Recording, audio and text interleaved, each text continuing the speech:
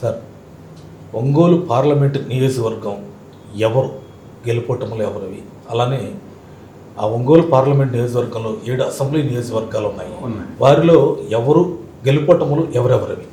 ఈ ఒంగోలు పార్లమెంటరీ నియోజకవర్గంలో ప్రస్తుతం ఎంపీగా వైఎస్ఆర్సీపీకి చెందిన మాగుంట శ్రీనివాసరెడ్డి గారు ఉన్నారు. ఆయన ఇప్పుడు 2024లో తెలుగుదేశం పార్టీ అభ్యర్థిగా బరిలో ఉన్నారు. ఇక వైఎస్ఆర్సీపీ నుంచి తిరుపతి జిల్లాకు చెందిన వ్యక్తి ఆయన బరిలో ఉన్నారండి, చెవిరెడ్డి భాస్కర్ రెడ్డి గారు. ఆయన ఇక తప్పలేదు, చెవిరెడ్డి భాస్కర్ రెడ్డి గారికి అక్కడ పోటీ చేయక తప్పని పరిస్థితి వచ్చింది. బాలినేని శ్రీనివాసరెడ్డి గారు అనేకమైన పర్యాయాలు జగన్మోహన్ రెడ్డి గారితో సంప్రదింపులు జరిపి మాగుంట శ్రీనివాసరెడ్డి గారిని నిల్చోబెడదామని అనుకున్నారు. అంటే ఢిల్లీలో కానీ రాష్ట్రంలో కానీ జరిగిన రాజకీయ పరిస్థితుల మార్పులో భాగంగా ఆయన మాగుంటకి టికెట్ ఇవ్వడానికి జగన్మోహన్ రెడ్డి గారికి ఇష్టపడలేదు. మాగుంట కూడా ఎప్పుడు వదిలించుకుందామని చూస్తూ ఉన్నారు. ఎందుకంటే ఆయనకి సుదీర్ఘమైన ఫ్యామిలీకి రాజకీయ చరిత్ర ఉంది, కుటుంబ నేపథ్యం కూడా, వ్యాపార నేపథ్యం, ఆ జిల్లా వ్యాప్తంగా ఆయనకి అనుచరగణం కూడా ఉంది. ఇక్కడ గత పార్లమెంట్ ఎన్నికల్లో 7 అసెంబ్లీ స్థానాల్లోనూ 6 స్థానాలను వైఎస్ఆర్సీపీ అత్యంత భారీ మెజారిటీతో గెలవటం జరిగింది. ఇక ఒకే ఒక అసెంబ్లీ స్థానం, అది కొండెపిలో ఎస్సీ రిజర్వ్ స్థానంలో బాలవీరాంజనేయ స్వామి ఆయన గెలవటం జరిగిందండి. ఈసారి ఆ కొండెపి అసెంబ్లీ స్థానంలో కూడా బాలవీరాంజనేయ స్వామికి ఆపోజిషన్గా, ఎందుకంటే గత 2 పర్యాయాలు ఆయనే గెలవటం జరిగింది ఆ నియోజకవర్గం, కొండెపి ఎస్సీ రిజర్వ్ నియోజకవర్గం నుంచి.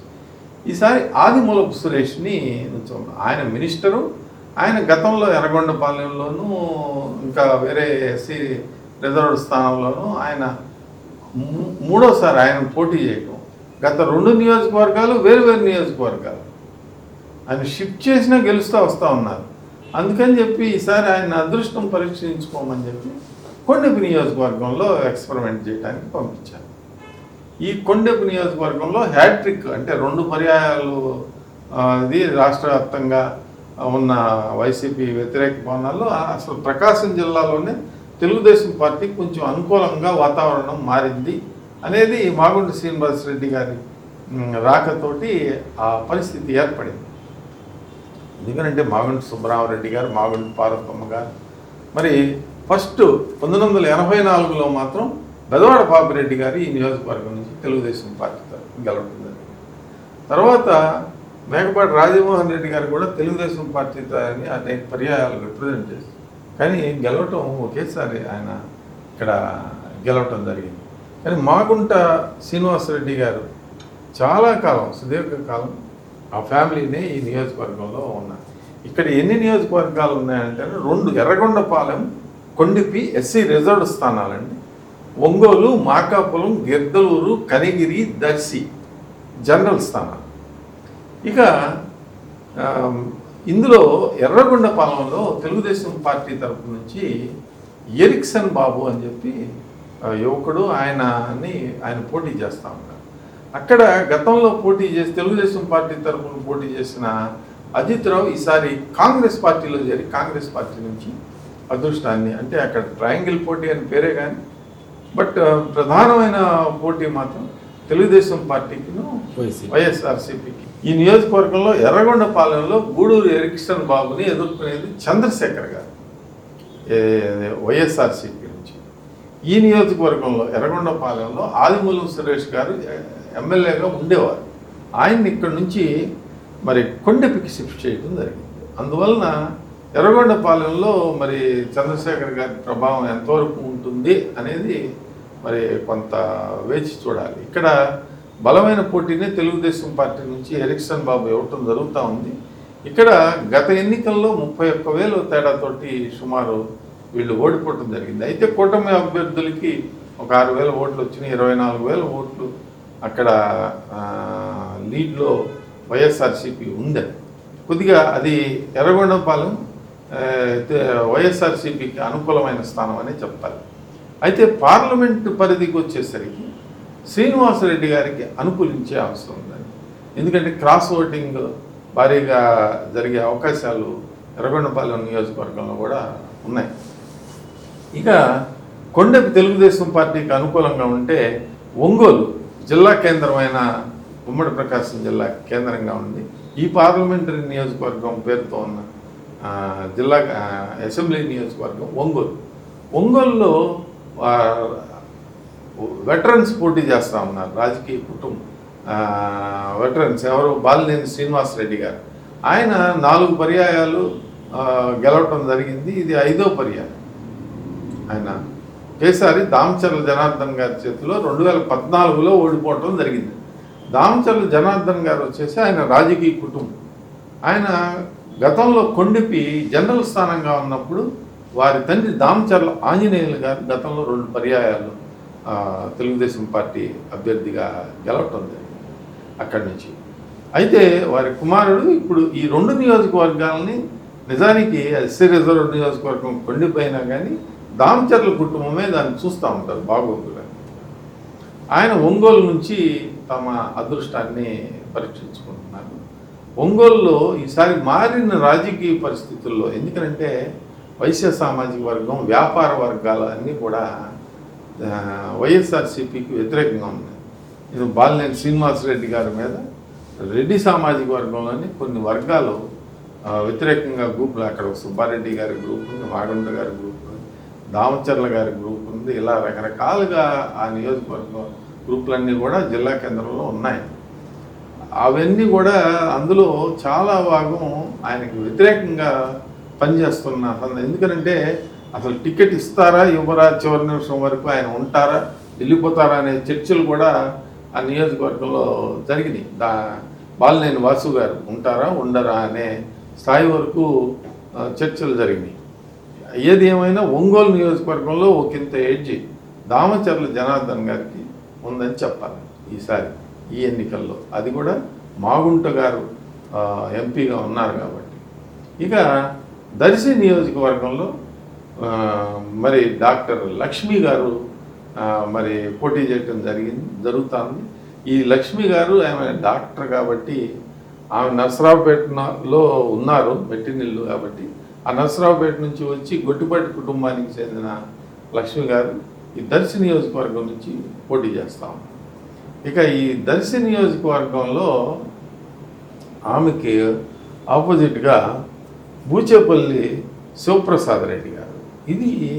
ఈయన చాలా ఇంపార్టెంట్ క్యాండిడేట్. అదివరకే గతంలో కూడా ఈయన ఎమ్మెల్యేగా చేశారు. అదే గత ఎన్నికల్లో ఆయన ఇక్కడి నుంచి పోటీ చేయవద్దు అనుకున్నారు, గెలవలేమేమో అని అనుకున్నారు. అనుకుని మద్దిశెట్టి వేణుగోపాల్ గారి నుంచోబెట్టి ఆయనకి సపోర్ట్ చేయడం జరిగింది. మద్దిశెట్టి వేణుగోపాల్ గారికి ఈసారి టికెట్ రాలేదు. అక్కడ కాపు సామాజిక వర్గం అంతా ఒకటి. ఆయన తమ ఫుల్ వెయిట్ అంతా కూడా లక్ష్మి గారికి, డాక్టర్ లక్ష్మి గారికి ఇవ్వటం జరిగింది. అయితే అక్కడ ప్రత్యేకత ఏంటంటే ఆమె మీటింగ్కి మరి వంగవీటి రాధా గారు కూడా రావడం. ఎందుకంటే కాపు సామాజిక వర్గానికి బలమైన నియోజకవర్గం దర్శి. కాపు, కమ్మ, రెడ్డి సామాజిక వర్గం కూడా అక్కడ బలంగానే ఉంది. అయితే ఎస్సీ ఎస్టీలు కూడా అక్కడ బలంగానే ఉన్నారు. ముస్లిం మైనారిటీలు, ఎస్సీ ఎస్టీలు, రెడ్డి సామాజిక వర్గం, ఈ లబ్ధిదారులు, ఇవన్నీ కాంబినేషన్స్ వేసుకుని ఆయన బూచేపల్లి గారు అక్కడ ఈసారి పోటీ చేయటం. మద్దిశెట్టి వేణుగోపాల్ గారిని అక్కడ గత 2-3 సంవత్సరాలుగా పనిచేయనివ్వలే. ఆయన ఓటమే లక్ష్యంగా, బూచేపల్లి ఓటమే లక్ష్యంగా మరి దర్శి నియోజకవర్గంలో ఆయన పనిచేస్తూ ఉన్నారు. మద్దిశెట్టి వేణుగోపాల్ గారు డాక్టర్ లక్ష్మి గారికి నియోజకవర్గ వ్యాప్తంగా ఆమె కుటుంబ సంబంధాల వలన అనేకమైన ఇతర పార్టీల్లోని నాయకుల్ని అక్కడ తెలుగుదేశం పార్టీలో చేర్చుకుని అన్ని మండలాల్లోనూ సమాంతరంగా వాళ్ళు ప్రచారం చేయటం వలన దర్శి నియోజకవర్గంలో అత్యధికమైన పోలింగ్ కూడా అదే నియోజకవర్గంలో, దర్శి నియోజకవర్గం. అక్కడ తెలుగుదేశం పార్టీకి ఒకంత ఎడ్జి. మాగంట సుబ్బారెడ్డి గారి ఫ్యామిలీ, ఆయన శ్రీనివాసరెడ్డి గారు, ఆయన కుటుంబంకు ఉన్న హవా వలన ఆ నియోజకవర్గంలో తెలుగుదేశం పార్టీకి అనుకూలంగా ఉంది అని చెప్పక తప్పదు. ఈ గొట్టిపాటి రవికుమార్ గారికి గొట్టిపాటి లక్ష్మి గారికి ఏమైనా బంధుత్వం ఉందండి సార్? బంధుత్వం ఉంది. లక్ష్మి గారికి ఆయన దగ్గర బంధుత్వమే ఉంది. అందువల్లనే ఆమెకి టికెట్ ఇవ్వటం కూడా జరిగింది. ఇక కనిగిరి నియోజకవర్గంలో గతంలో ముక్కు కాశిరెడ్డి గారని తెలుగుదేశం పార్టీ నుంచి 2 సార్లు ఆయన గెలవటం జరిగింది. గతంలో మంత్రిగా కూడా పనిచేశారు. అది పాత. ఇప్పుడు ముక్కు ఉగ్ర నరసింహారెడ్డి గారు ఆయన పోటీ చేస్తూ ఉన్నారు. ఆయన గతంలో ఒకసారి ఎమ్మెల్యేగా కూడా పనిచేశారు. కాంటెస్ట్ టీడీపీ తరఫున కూడా ఎమ్మెల్యేగా కాంటెస్ట్ చేశారు. గతంలో కాంగ్రెస్ పార్టీ నుంచి ఎమ్మెల్యేగా గెలవటం జరిగింది. ఆయన ముక్కు ఉగ్ర నరసింహారెడ్డి గారికి వ్యతిరేకంగా నారాయణ యాదవ్ గారిని, అంటే బుర్రా యాదవ్ గారని ప్రజెంట్ ఎమ్మెల్యే ఉగ్ర నరసింహారెడ్డి గారి మీద గత ఎన్నికల్లో భారీ మెజారిటీతో గెలిచిన ఆయన్ని కాదని ఇప్పుడు కొత్తగా ఈ నారాయణ యాదవ్ గారిని ఇక్కడ పోటీ చేయండి. ఇక్కడ తీవ్రమైన పోటీ ఉందండి. ఇది కూడా ఒకంత వైఎస్ఆర్సీపీకి అనుకూలంగా ఉంది అని వార్తలు వస్తూ ఉన్నాయి. అయితే ఏ విధమైన క్రాస్ ఓటింగ్ వలన ఈ కనిగిరి నియోజకవర్గంలో మరి తెలుగుదేశం పార్టీ నెగ్గుకు రాగలుగుతుంది అనేది వేచి చూడాలి. గిద్దలూరు నియోజకవర్గంలో 2014లో వైఎస్ఆర్సీపీ నుంచి అశోక్ రెడ్డి గారు గెలిచి ఆయన పార్టీ ఫిరాయించి తెలుగుదేశం పార్టీలో చేరి తర్వాత 2019లో తెలుగుదేశం పార్టీ తరఫు నుంచి పోటీ చేశారు. అయితే రాష్ట్రం మొత్తం మీద అత్యధిక అక్కడ అన్నా రాంబాబు మీదుగా ఆయన బాగా ఓడిపోవటం జరిగింది.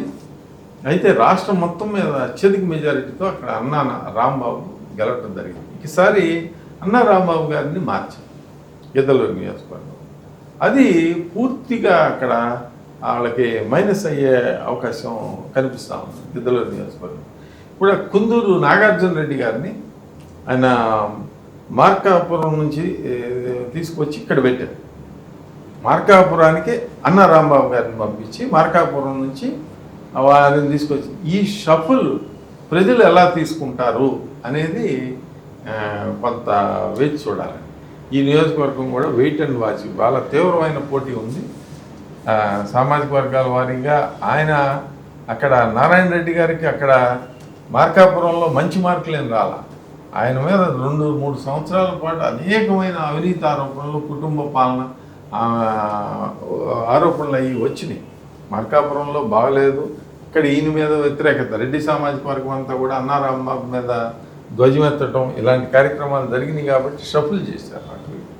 ఈ షఫలింగ్ ప్రజలు ఏ విధంగా తీసుకుంటారు అనేది వేచి చూడాలి. అశోక్ రెడ్డి గారు ఏంటంటే చాలా మందిని పార్టీలోకి ఆహ్వానించారు.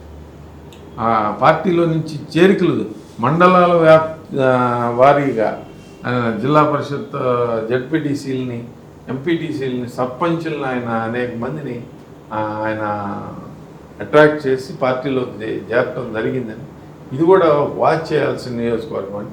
ఇక మార్కాపురం తెలుగుదేశం పార్టీ కొంచెం అనుకూలంగా ఉన్న నియోజకవర్గంగా మారింది.